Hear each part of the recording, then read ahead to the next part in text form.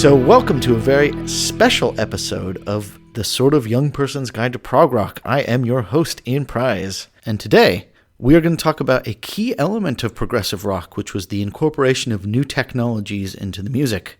And this was accomplished with an array of technologies, probably too numerous to get into, but I'm here with Ed Thomas to attempt to do just that. So today we're going to take you through the keyboards and the guitar technologies and soundscapes you might encounter on this magical prog journey we're going on. So welcome, Ed. Good day. How's it going, Ian? It is going quite well. So we are going to start at the very beginning with some keyboard sounds. So we've touched on this because we'll have touched on the two Beatles albums that will lead us into the world of prog, and they made heavy use of the Mellotron. So the Mellotron is that very haunting either flute or string sound that you hear, say, at the beginning of Strawberry Fields Forever. Do you want to take me through what the Mellotron is and how it works? Okay, so the Mellotron is that thing that's better than an orchestra because it's cheaper than hiring musicians. So for a songwriter or someone working in a studio, it's an obvious choice. As soon as the technology's in place, yeah, you've got all the access to these really interesting sounds. But where do they come from? We've got this device that's basically playing back recorded material. So it is your first sampling device, would you say? And actually, taking it all the way back, just a real brief explanation. What is sampling? What is sampling is playing back a pre-recorded snippet of audio. A sample, one might say. Yes. And in this case, yeah, we've got sounds recorded onto tape, and as the user of the device plays the key, the keyboard will play that small section of tape. Believe it's one at a time. You can't play more than one at a time. For when did this come out? 1963. Yeah, it's quite an interesting idea, isn't it? So you think from a mechanical perspective, how many cogs and wheels are going on there is quite an amazing thing in itself, isn't it? So I think they really did just bring in session musicians, so like a celloist or a flautist, and they said, play A sharp, play B, and they just recorded the session musicians playing one note at a time and just filled out essentially an octave, 2 octaves. So yeah, when you press the button, you get an infinite looping of just this one sound. So that's what creates this really haunting soundscape. I guess the thing that makes this different from, say, an orchestra is that you have one basically unchanging sound. There's no start of a violin string. There's no violin string coming off. It's just an endless little, 1 second loop, which just gives you that really weird, as I say, kind of haunting sound. Yeah, it's kind of alien, isn't it? And from what I gather, it's actually quite a hard instrument to play. I remember reading something about Rick Wakeman having access to one in some music shop, and as quite a young kid playing on one. And that's kind of how he got picked up and used as a musician. It was like, oh, check out this kid who can actually play that thing. I mean, I get the sense that this and then the next one we'll be talking about were a real pain in the ass to bring anywhere and do anything with. I think these were physical machines. Yeah, I can imagine like the first ones. Imagine if you've got a studio at the time. Oh, that studio's got one of them, and it'll be like a reason to get to want to actually go into that studio. Even though they're not that big, I keep imagining like the hilarious 1950s computers. So you could sample a recorded sound. The next real innovation would be to invent sound wholesale, which brings us to 1964 when Robert Moog, or Moog, whatever you want to say, created the first commercially available synthesizer. So synthesizers just create a sound out of pure electricity. So as I'm sure we all remember from physics class, when you say pluck a guitar string, it creates vibrations at a certain frequency, which creates the notes that we know. So these discrete frequencies of vibration create the discrete 12 notes in the Western scale. So the Moog synthesizer will create these frequencies out of electricity, converting them to sound. The innovation Moog adds to this is basically screwing up that sound. which is where we get the huge panoply of synthesized sounds we get today. So you could really change the waves so that you're only getting really annoying parts of the frequency. You're cutting off the tops of the waves, getting a real saw buzz sound. You could add reverb, you could add distortion. Basically, you could take a synthesized sound and really mess it up.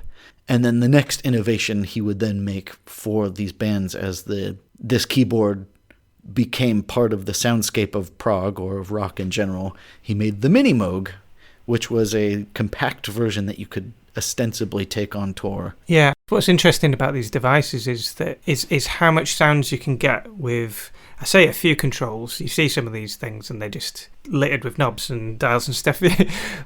But in reality, when you start playing with something like that, once you get your hand on the frequency and the cue, then things get dynamically interesting very quickly. So you can dive in and not really know what you're doing and still make some really interesting sounds.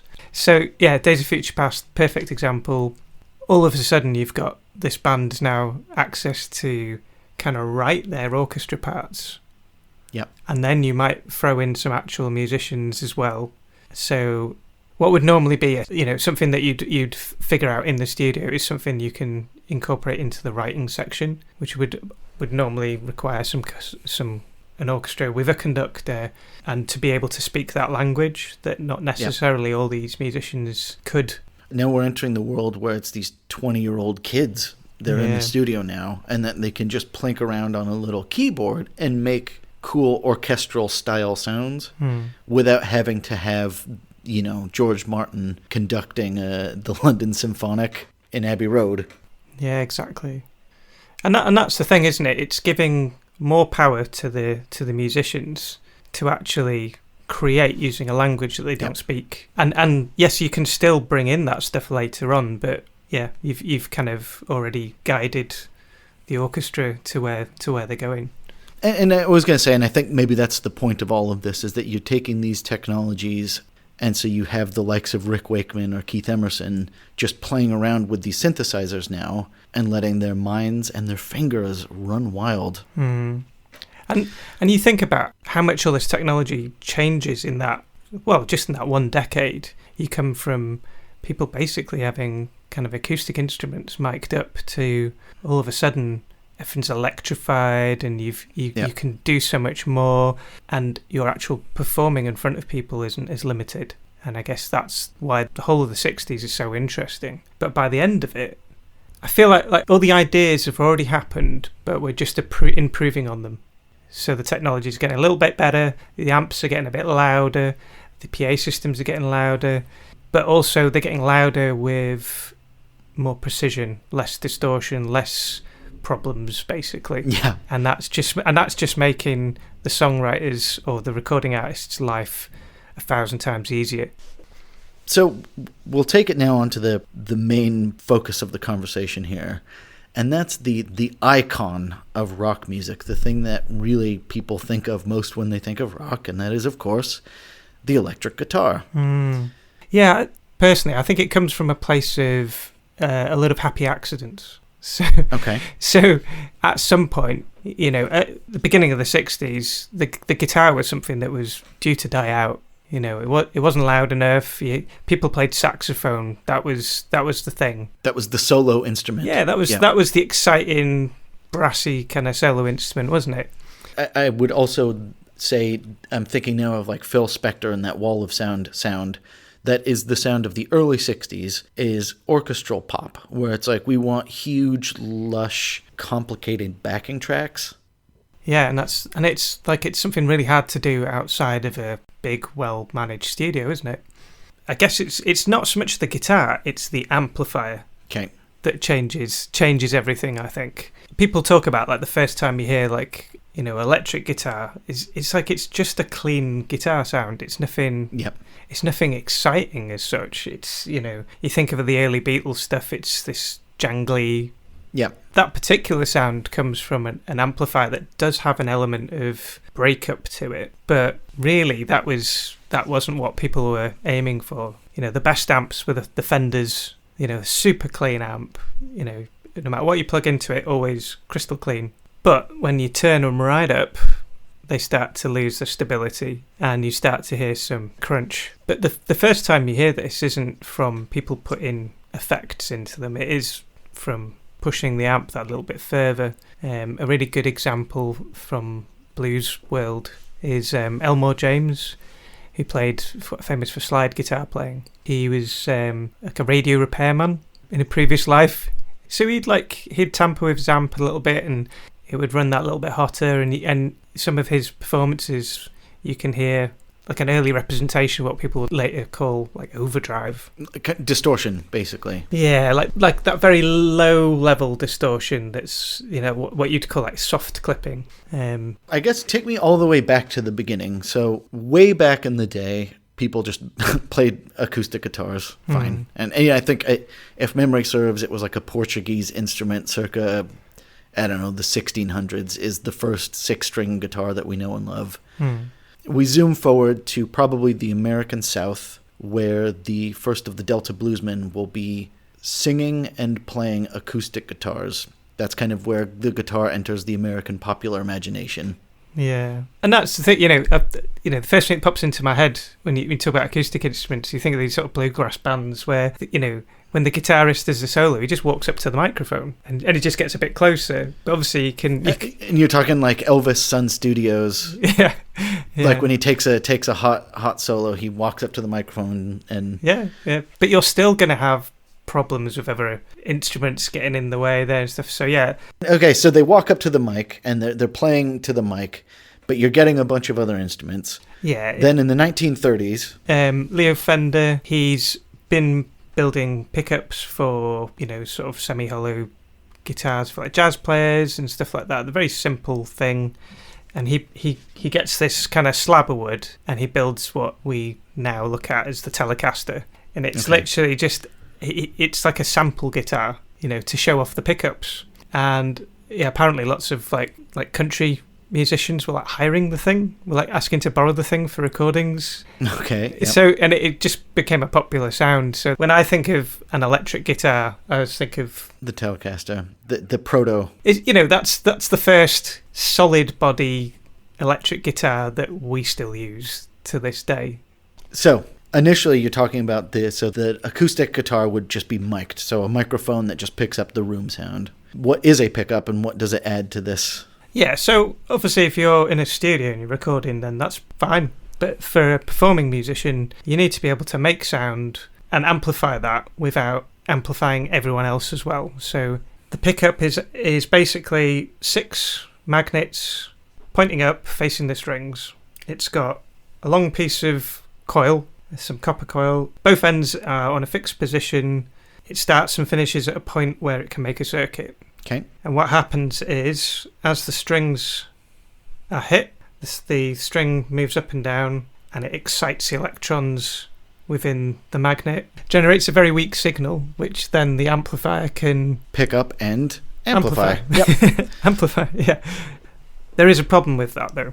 So pickups also make incredibly good antennas. So they also pick up a lot of noise from external things. When you think of a pickup on like like a Stratocaster or a Telecaster, it's one single pickup. It's like a thin bar. When you look at something like a Les Paul, you can see like it's a thicker one. What they do there basically is they have 2 pickups with the poles facing one way and then the poles facing another way. And basically what that does is, using phase cancellation, gets rid of all that sort of background. It cancels the background noise out. All of the other stuff, it's only picking up the string, ostensibly. Exactly. And it's referred to as a humbucker because it bucks the hum. Okay, bucks the hum, nice. I think what's interesting about it is that it cancels interference using phase cancellation, which is something I will explain more because that will come up when we talk about other things.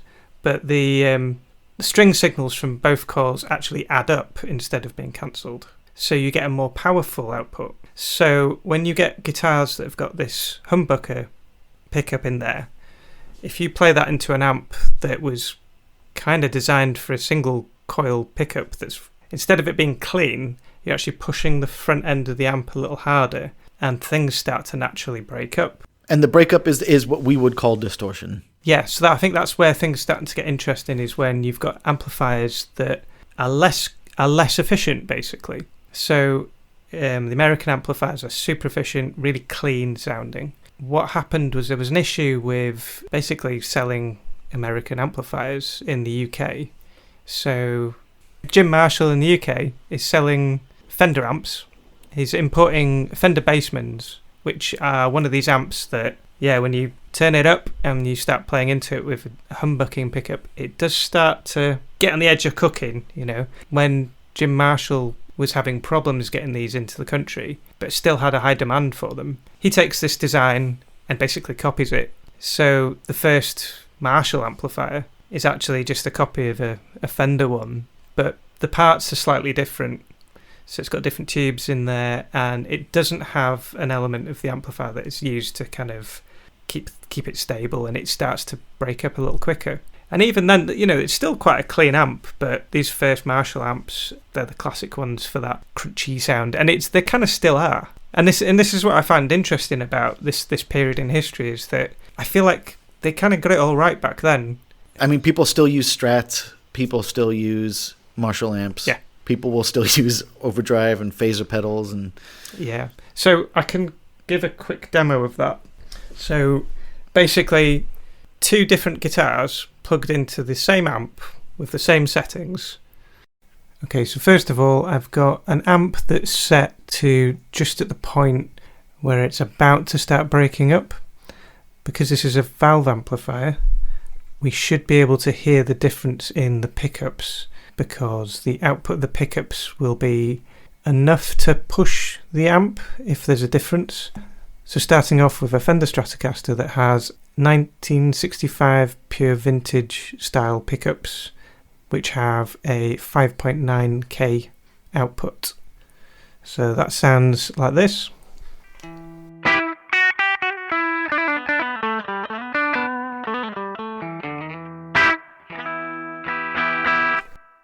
So you should actually hear a little bit of breakup just from playing a little harder.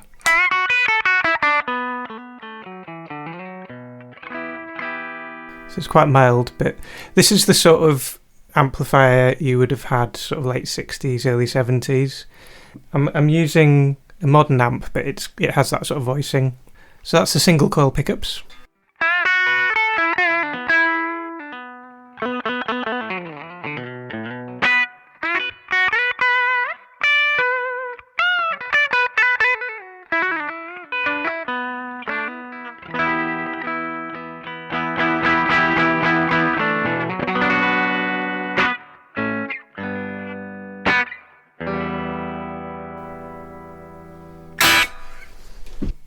Exactly the same amplifier, haven't touched it. This is a Gibson Les Paul that's got Gibson Burstbucker humbucker pickups on it, and this has a 7.8K output as opposed to the 5.9K that the Stratocaster had on its single coil pickups. So you should hear that the amp is pushed that little bit harder. So without anything else added, this is the sound of the humbucker pickups.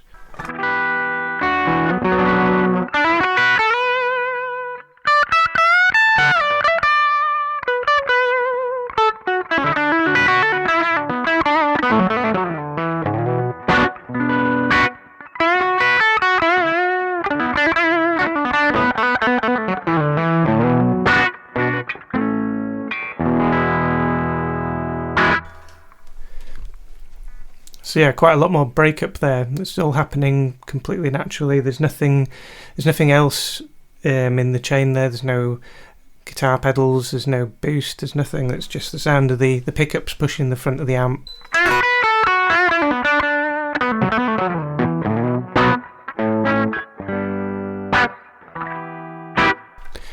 Now, because we're at that kind of breakup point, we can just hit the strings lighter. And you get a really clean sound. I haven't turned the volume down or anything, just... And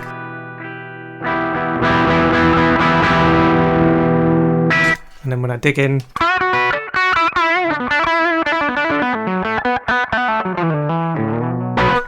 really allows you to be quite expressive.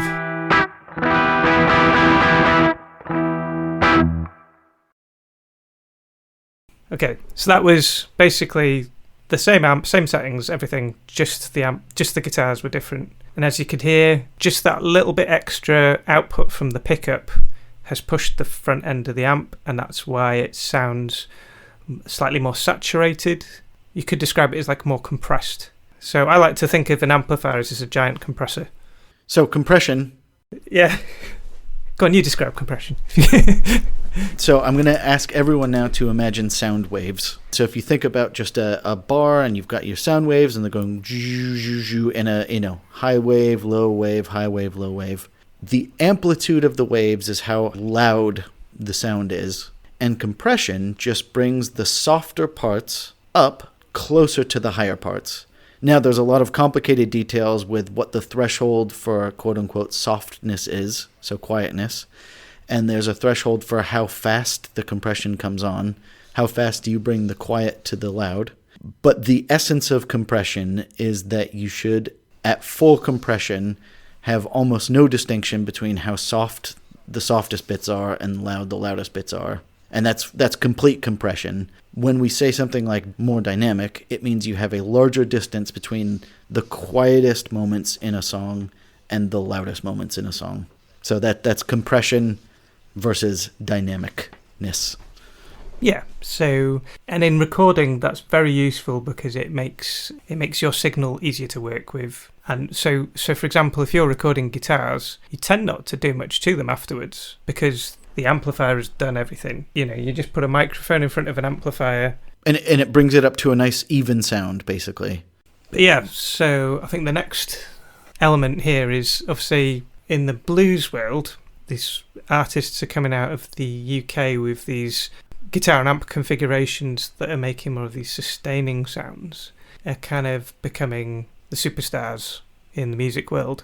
And people are kind of like, what they kind of starting to want more of that crunch, more of that overdrive sound, and people are finding ways to augment that artificially. Yeah, so for example with the British amps, when you turn them up to the point where they start to do this saturation, they start to sound quite dark, and one of the fixes for that was a thing called a treble booster. Now, when this beautiful little thing was put in front of this amplifier, because of the way the transistor and the capacitors that feed into that, because of the way they're set, basically what happens is the signal is sustained in a way that kind of blooms. It's a hard thing to describe, but it's that kind of that king of all guitar solo sound. You know, when you think of someone like Brian May, you know, when you hear those soaring lead tones, that's a treble booster, and it's like the first guitar pedal. So what you're describing here is treble, the higher end of the frequency. So up here, like that. Yeah. And that's the thing that cuts through a mix. That's the thing that cuts through. That's the solo sound we hear, is that. The thing is, though, I think like to describe it as a treble booster is really kind of confusing because it isn't really a treble booster. It does push the higher frequency. It's more like the high mids, which is the vocal bit of a guitar, and it's like you say, it does punch through the mix. But because the amp is so dark, it's not like a shrill sound. If you hear it in isolation, then you may not enjoy it as much as if you were just playing it in your bedroom, because it might sound a little shrill. But in a context of a band, it will just cut through. And again, you hear it a lot in country music in the early days. Same reason, the amps got a bit dark. They push it with this treble booster. But like I say, it's kind of like the first guitar effect. And when you hear it, you can hear where the sort of heavy rock sounds come in later. Yeah. It's almost like, again, they had this sound right at the early doors, and we just took what we've heard and tried to recreate it and find a better, more efficient way of doing that. One of the problems with the early transistors is that they're very temperature sensitive. They're very temperamental. Like they're quite sensitive to any sort of atmospheric stuff. Any other equipment might generate more sound. Basically, it's the same sort of transistor you have in a radio, so sometimes we'll actually pick up a radio signal. Okay, yeah.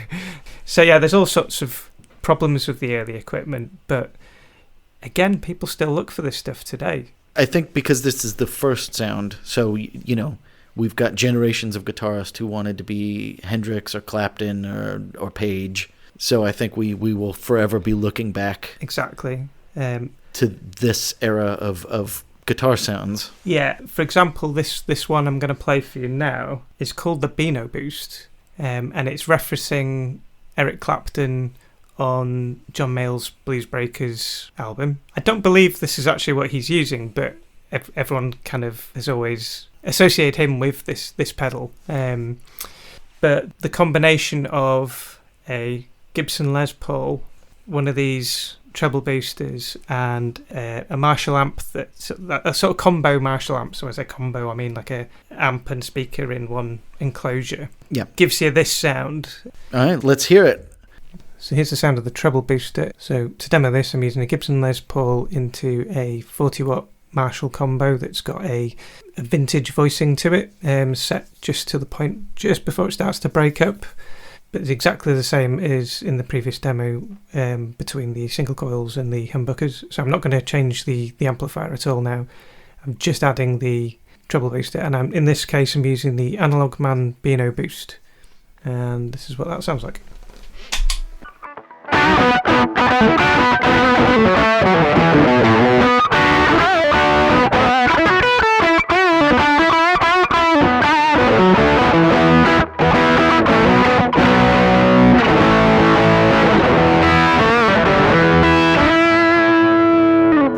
Now, if we just back up from the volume there, we get some...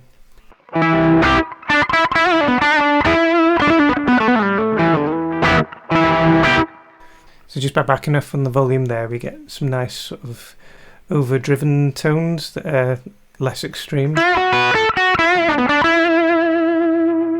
When we back off a little bit more,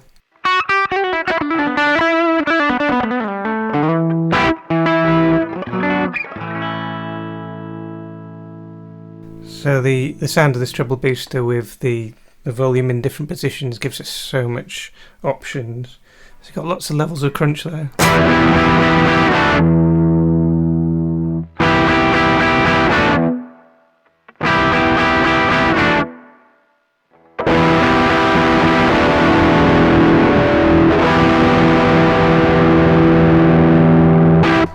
That's got to be one of my favourite guitar pedals. I think it's just that the guitar and the amp just gives you so much variation in, you know, your levels of drive.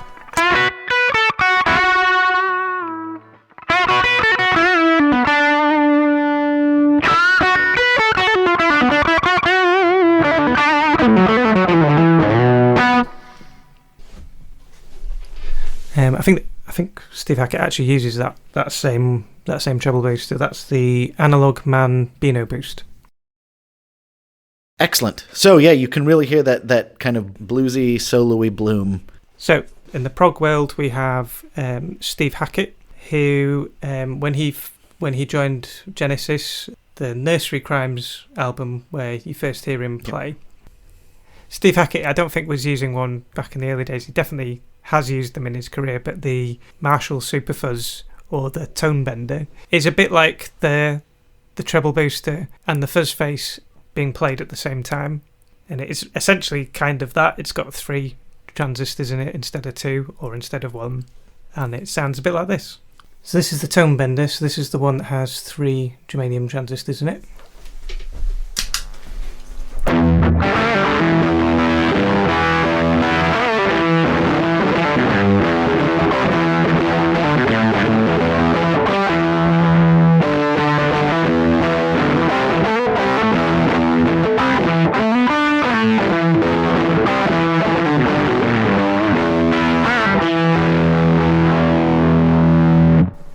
Now the volumes roll back a little bit.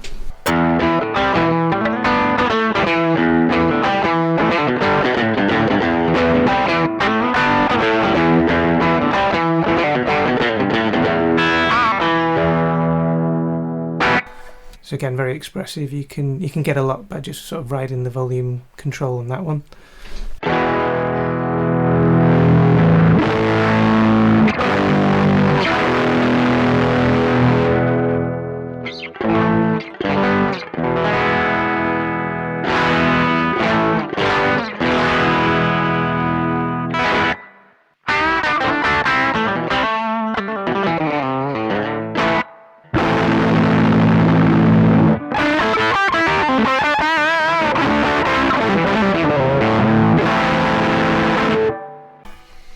all the germanium equipped fuzz pedals and boosters tend to have this thing in common, where you can find that sweet spot with your volume control. And just as a quick demo, I'm going to go tone bender, then fuzz face, and then the treble booster.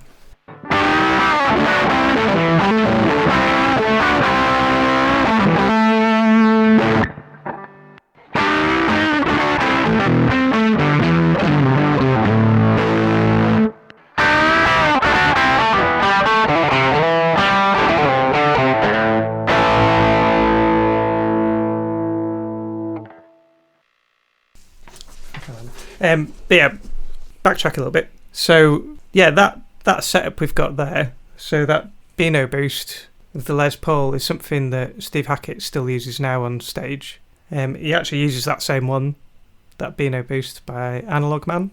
Because he's famous for a really soaring, kind of high, I don't want to say high-pitched, and I don't want to say shrill, but he's got a really kind of soaring sound, and it has that blooming effect that you talk about. Yeah. Where as you go higher up on the guitar, like to higher pitched notes, he still maintains that kind of. Yeah. His current setup, he's actually got a device that is a sustainer. And okay. I'm not sure exactly how that works, but it's something quite custom to his current setup. But back then, I don't know for sure, but I think he probably had one of these. And now I know Peter Gabriel was a huge The Who fan, and for that reason, I think that's how he ended up using a high watt amp stack, because that's something Pete Townsend used. So you've got like a high watt amp and this Les Paul. Now you see the high watt a lot in the sort of 70s rockers.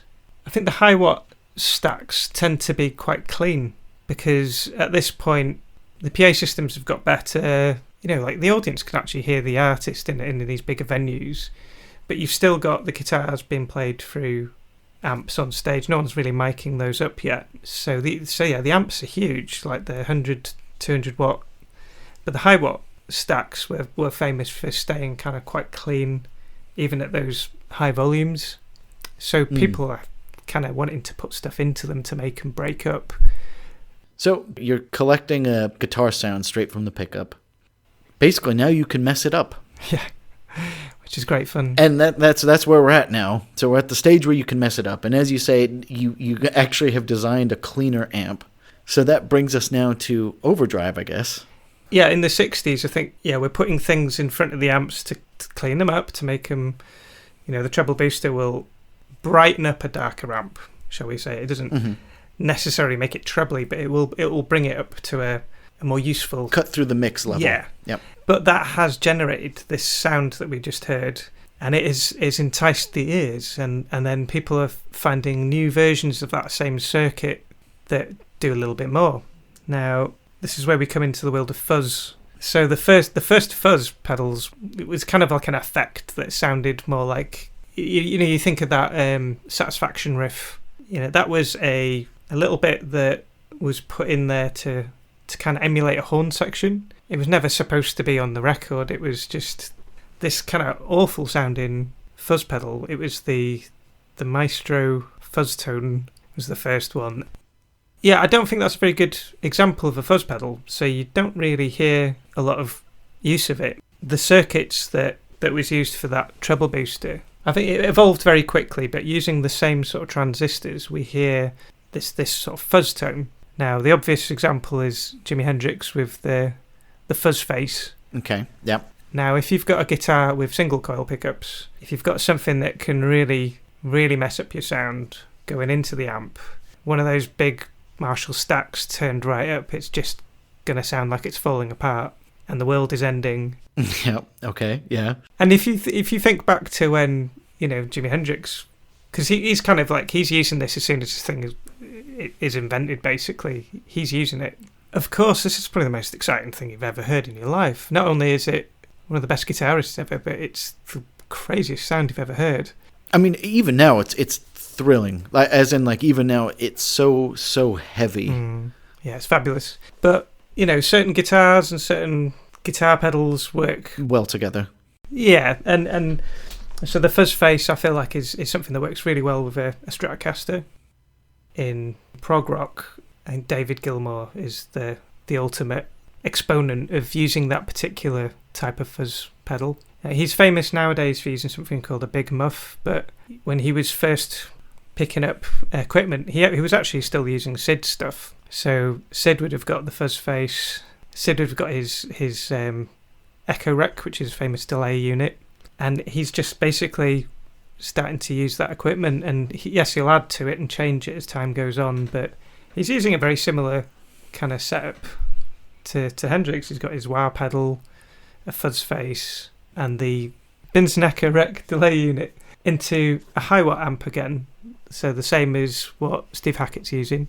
We could give you a little demo of a fuzz face in effect through a Stratocaster, because I think that's just the ultimate usage of that. Well, have a little taste. Yeah, here's a little demo of that.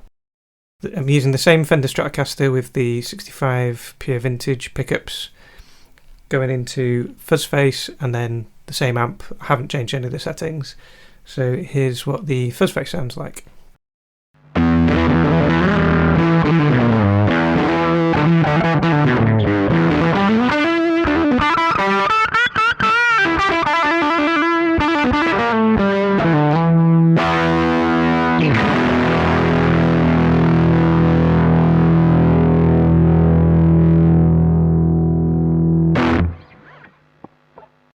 Fabulous. So that was some tasty licks there, Ed. That was the fuzz face. Now that's an early style fuzz face using the same transistors as the treble booster. There's just two of them. That's the only difference. So that circuit is very similar circuit. You've just got one transistor feeding into the next. The first transistor overloading the second transistor, and that's what gives you the fuzzed out tone, basically. Fuzzy tone. So actually, Ed, we're gonna take one step back. Is fuzz different from overdrive? Yes. So fuzz is like the most square of waves. So talk to me about a wave. Okay, so your waveform is basically a wave up and a wave down. It literally looks like a wave. As you clip the tops and bottoms of your waveform, the more those tops and bottoms of the waveforms are being clipped, the harsher the sound is and the more distorted it sounds. When you hear a modern distorted sound, it's a very square looking waveform. A fuzz is also extremely square looking, very similar to a modern distortion, but there's more of like an organicness to it because of the type of circuit that it is and the type of components that are used have like a more natural flavour to them. So the treble booster and the fuzz face, they're using a germanium transistor, which is a technology that is before silicon ever existed. And we quickly move away from that because it's not very useful, basically. It's very temperature sensitive, and it has the problem with picking up interference from elsewhere. Now, there's one very special thing about these very simple circuits. Because the signal going into them is kind of mismatched, what happens is it overloads your pickups. So the signal goes back into your guitar, basically. Your guitar becomes one with the pedal. Now, modern equipment doesn't do this. It purposely doesn't do this because you can't then put it anywhere in the signal chain. A treble booster or a fuzz face kind of needs to be the first thing the guitar sees because it interacts with the pickups in a very interesting way. So you can have the fuzz pedal maxed out, having this incredibly fuzzed out sound, but you roll the volume down on the guitar, and rather than the volume of the signal going down, it just cleans up. And that's why people still use these today, because nothing really does it the same way. Insert really good example of volume going up and down.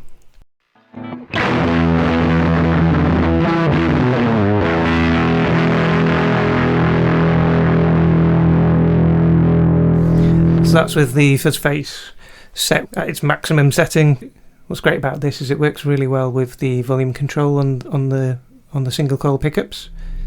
So if I just roll the volume back, it should just clean up really nicely. Now if I take the volume down to like 7,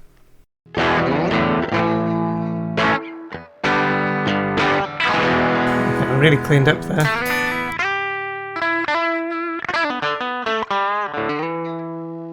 Put it down to 5. Completely clean.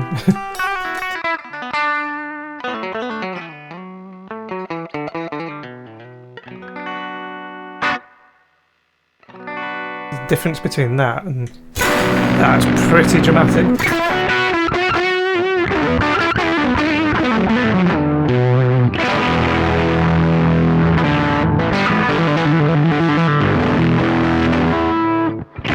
So it's an incredibly expressive fuzz pedal. Yeah, a lot more than just fuzz there. It's fuzz, it's very clean, and kind of everything in between, really.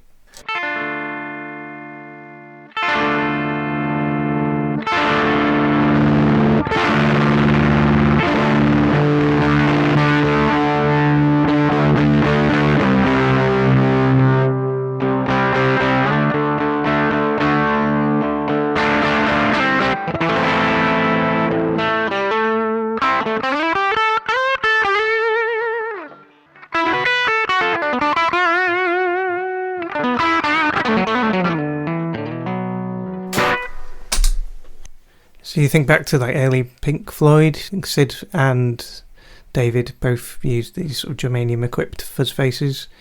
And as you can hear, it depends how you play it, you can get quite a lot of different sounds from that one effect. Beautiful. Cool.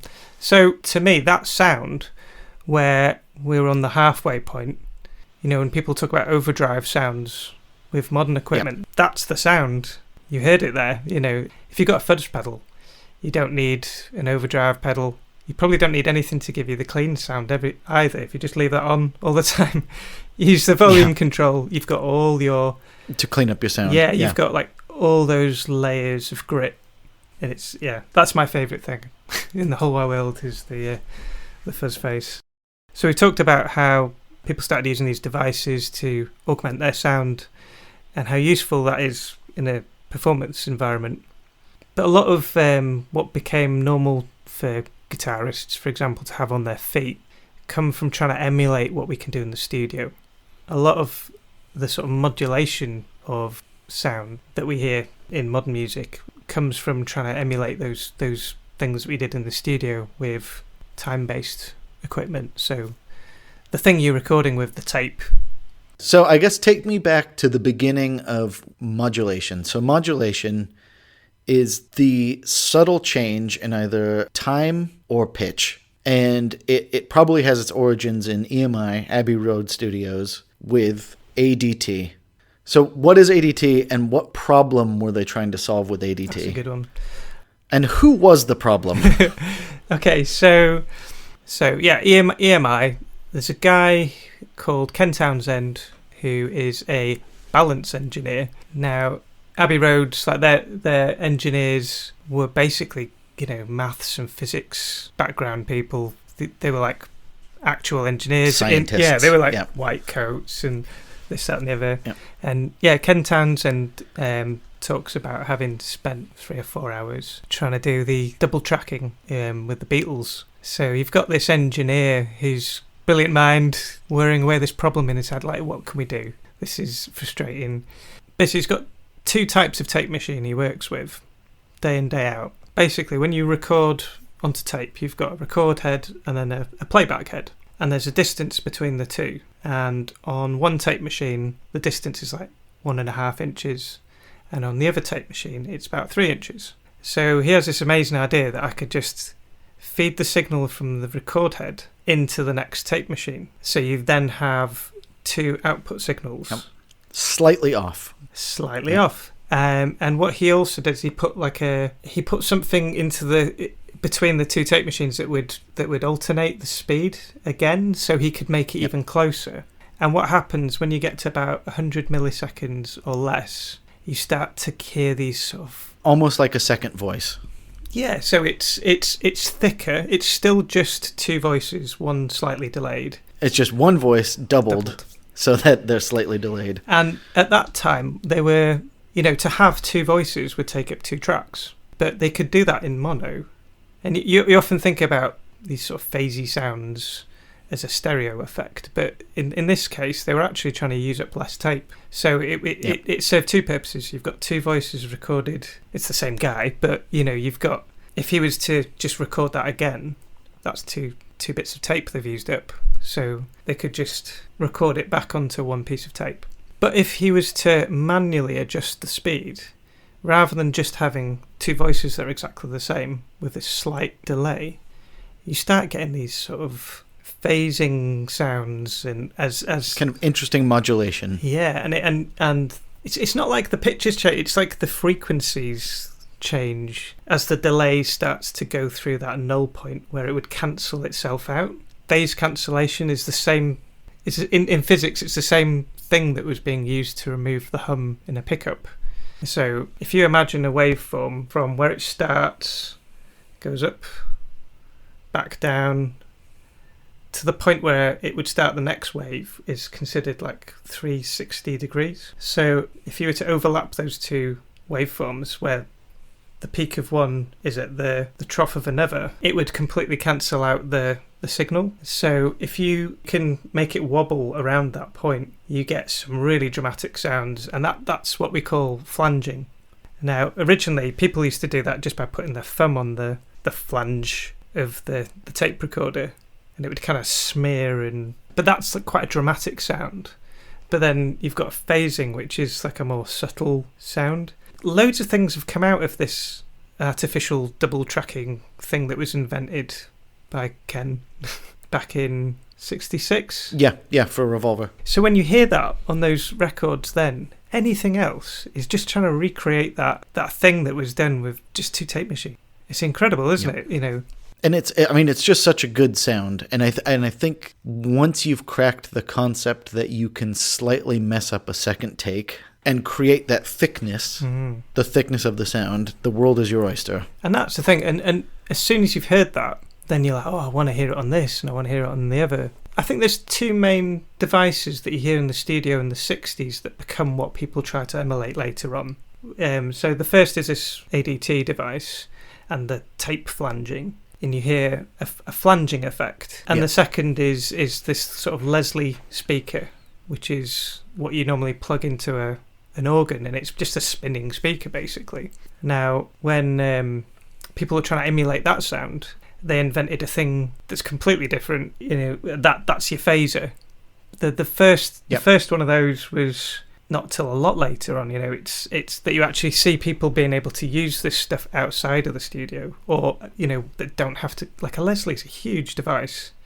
You know, people do still want to take those on tour with them, but you don't really play on one at home when you record it. When you're like, I mean, because it's a spinning speaker, basically. And it's massive. It's in like a big mahogany box, and it's a monstrous thing. So we've got a flanger and a phaser now. Those are sort of terms that we use to describe these sounds. Like, I don't think either of them replicate those two devices, but I think that's where people first heard these sounds and where the demand for that sort of type of effect comes from. So the phaser is quite a funny one, because you know when you see Jimi Hendrix playing, you know, Star Spangled Banners on the Woodstock performance, he's playing with a univibe there, and it's this sort of undulating, whooshing sound that's going on. It's that woo sound. That was basically trying to emulate a Leslie and doing a terrible job of it. It sounds nothing like a Leslie. It sounds like a univibe, and that's your first phaser pedal. That's your first one that you've got that you can just plug a guitar into. But it's a beautiful sound. It's the best mistake ever. You know, it's like one of my favorite effects. So just before we hear you on guitar, just so we can get a sound of what the ADT was supposed to be, this is me, and then this is me with me, and this is me with me closer, and this is me with me closer, and then this is me phased. So you can see how weird this sounds. It's great though, isn't it? And it's very odd. And then you can imagine where Tomorrow Never Knows, that sound that John Lennon was so fond of, comes from. That really woozy and yet extremely full sound. Now, I find quite interesting about that is Tomorrow Never Knows. Is that ADT, or is that John Lennon plugged into a Leslie speaker? I mean, I will never knows. Yeah. So yeah, I've seen both written down. So I'm not sure. Yeah. I'm not sure, but both are happy accidents that were then replicated in these pedals. Either way, the Beatles plugged everything into the Leslie. Yeah. George was obsessed with plugging the guitar into the Leslie. John Lennon certainly recorded his vocals into the Leslie during the Revolver album sessions. But that is definitely where you first hear the automatic double tracking used. Shall we hear these pedals now? Yeah, so I'll start with, I've got actually a Leslie emulating pedal. So this is what a Leslie sounds like if you plug a guitar into it.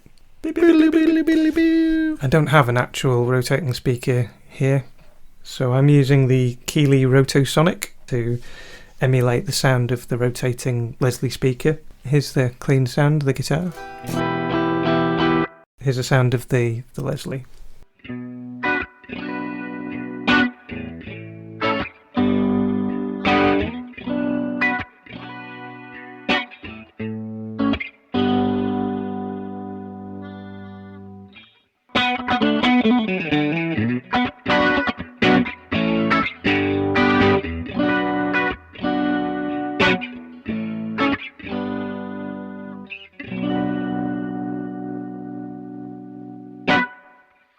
Okay, out of Japan, 1969, the Univibe circuit is first devised in an attempt to sort of emulate that sound.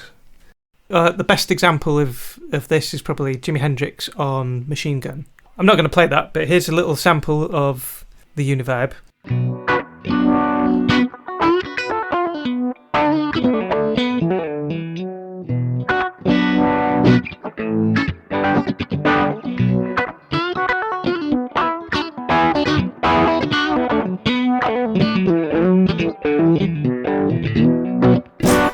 It's nice, isn't it? It's got that kind of chewy throb to it. Now, what's great about this as well is you can adjust the speed with the foot pedal.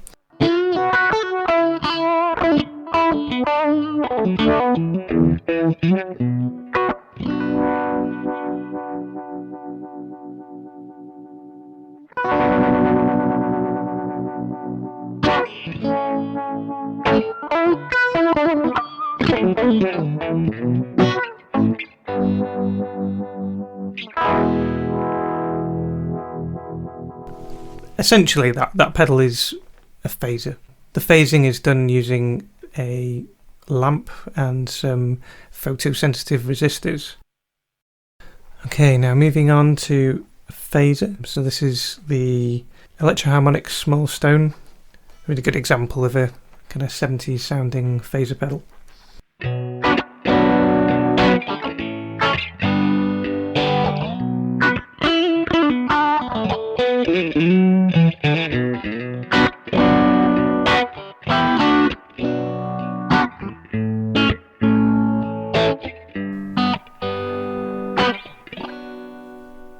So it's quite nice. It's subtle and it's even.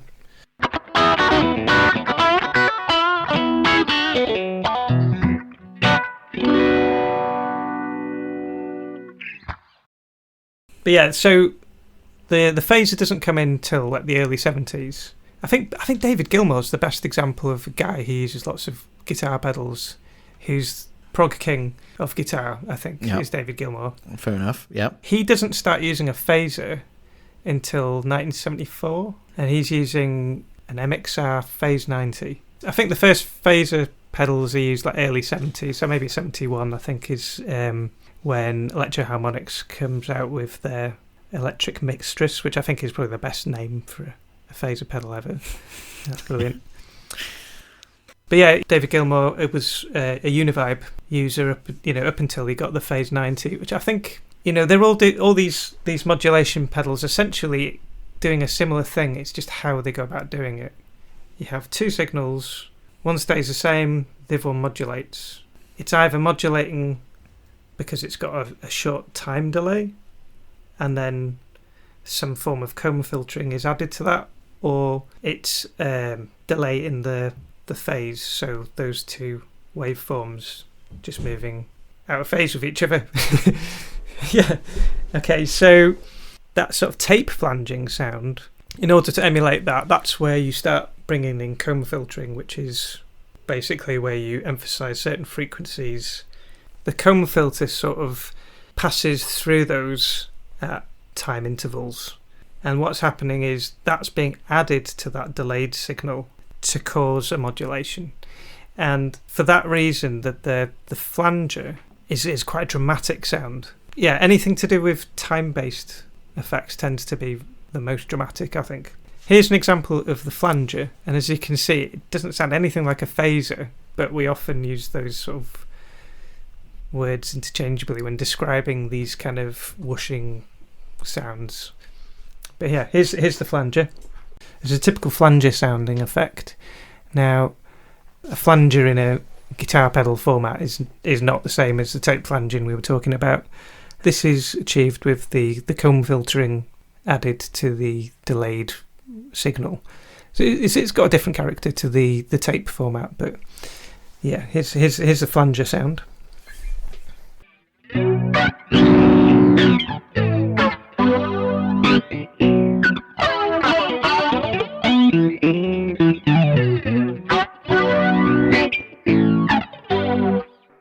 You know, so the flanger's a more dramatic sound, but so it's quite a similar sort of thing to chorusing. Now, we can, if we fiddle with the settings, we could probably get something that sounds a bit like a chorus pedal.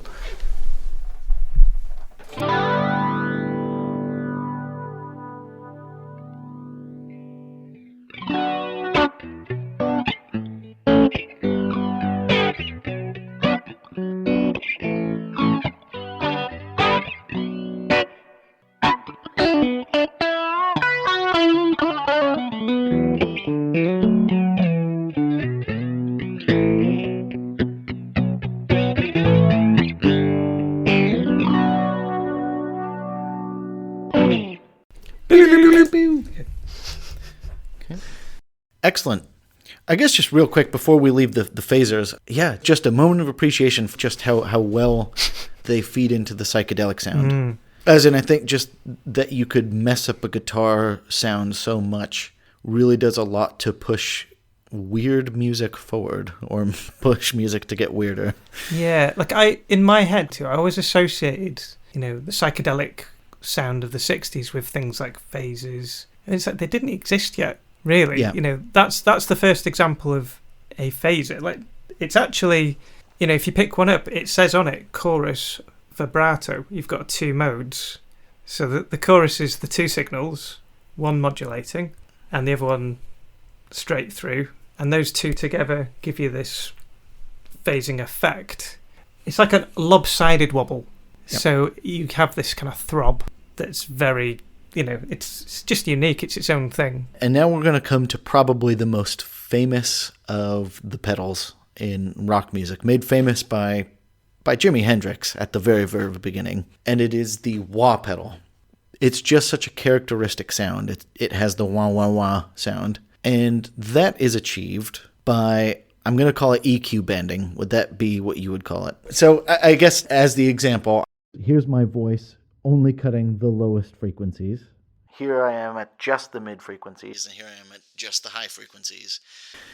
So you can hear that at a very narrow band with each of these frequencies, you're only getting a small fraction of the whole spectrum of the sound my voice is actually producing. So you clip that little tiny band, and then amplify that little tiny band of frequency, and then you wash it up and down, basically using your feet on the pedal. And that's what's wonderful about it, is that because it's at your feet and you're playing with your hands and you're moving that with your feet, it's kind of like an instrument in itself. You know, we talk about Hendrix. He used his with a fuzz face. Now, those two pedals famously do not like each other. You often get like squeals as the impedance of the two are mismatched terribly. You know, it's like you've got a fight in your hand when you match those two things together. Now, a good example of that, David Gilmour, he had an issue where he would get this oscillating sound where these two devices together would just make this howl, basically. But when that fed into his delay unit, his echo rec, he turned that into a musical thing, and that's where that kind of seagull sound comes from. So rather than just, God, these two don't work together, it seemed to just spark his creative energy. You know, that I think that's why he's kind of, to me, he's, you know, God King of guitar pedals. He's Prog King of guitar pedals in my world, because he works so beautifully. he just does a lot with very few devices. But yeah, that use of those terribly mismatched guitar pedals is quite amazing. I'd love to emulate it, but I just can't do it because the fuzz pedal I've got here is just too well made that it won't do that. It's one I made myself, in fact. So do we want to have a taste of the wah pedal? Yes, we do. And here's an example of the wah pedal played in conjunction with the fuzz face and just on its own.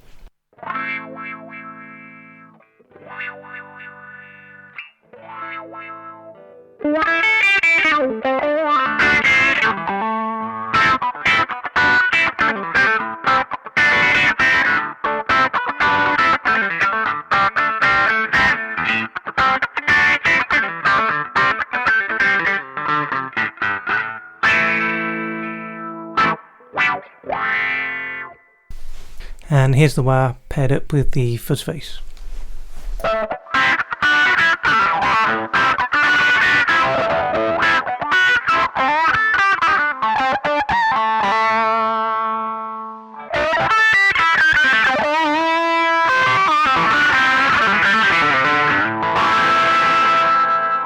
That was a spicy wah. And again, just that really characteristic wah, wah, wah sound. But going all the way back to clean guitars.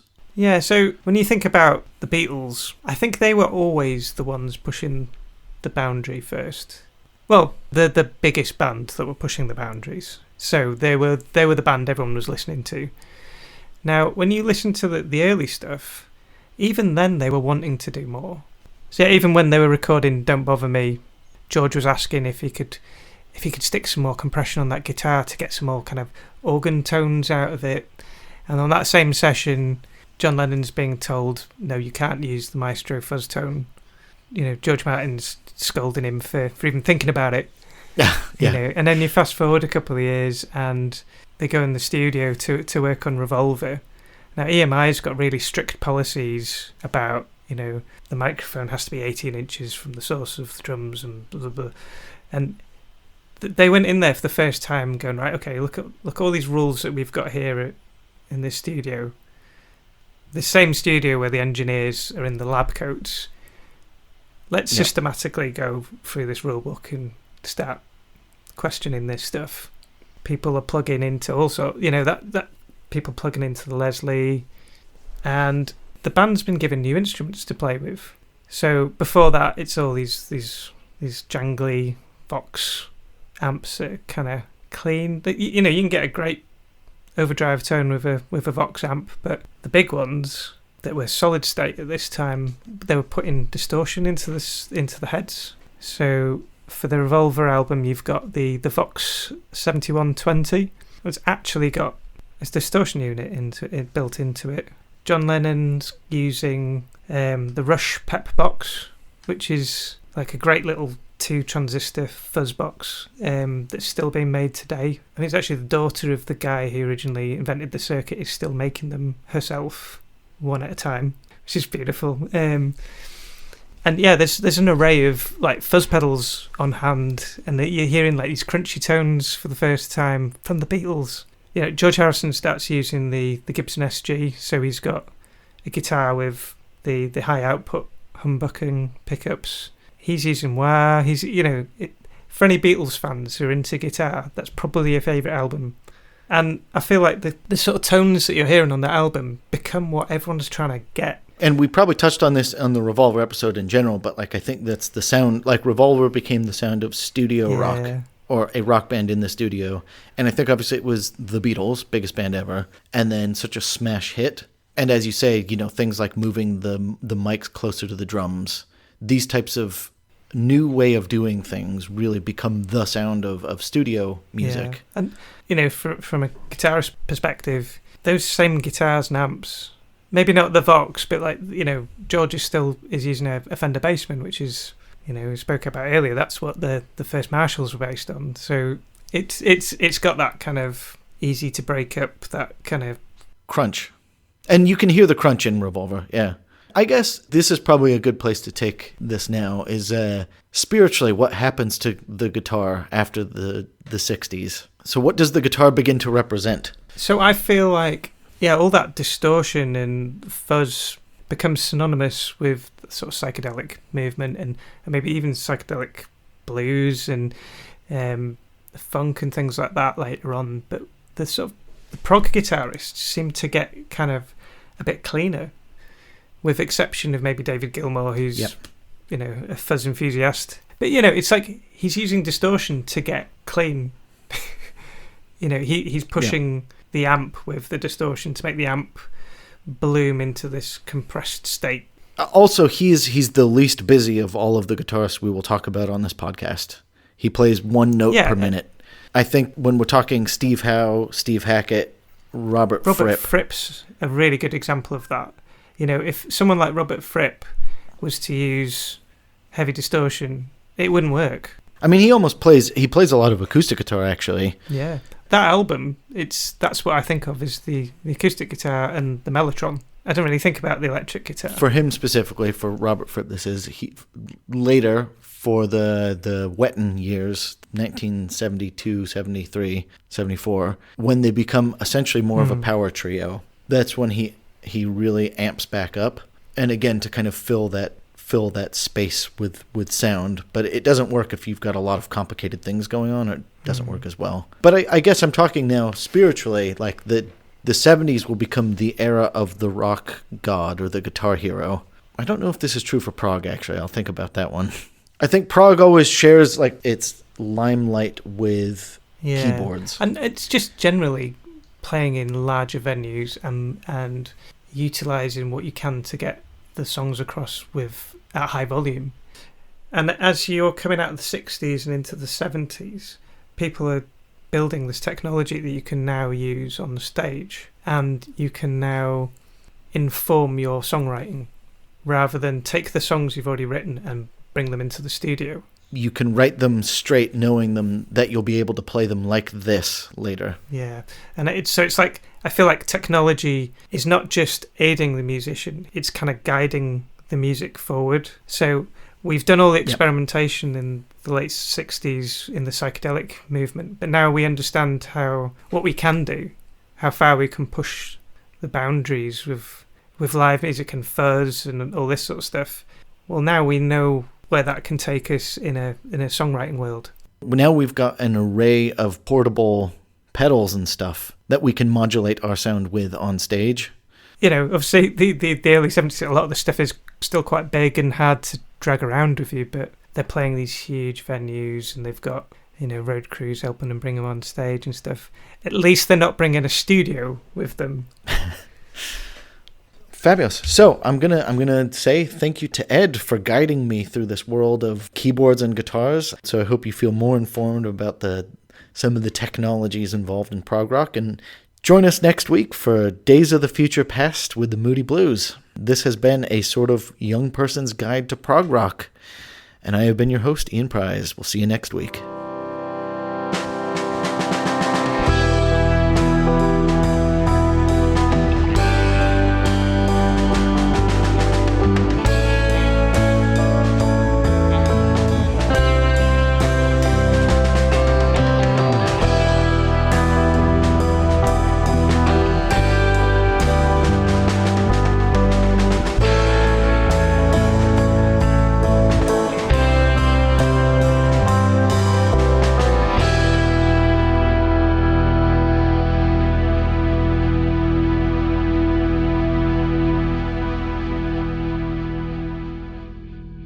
Playing a little blues run.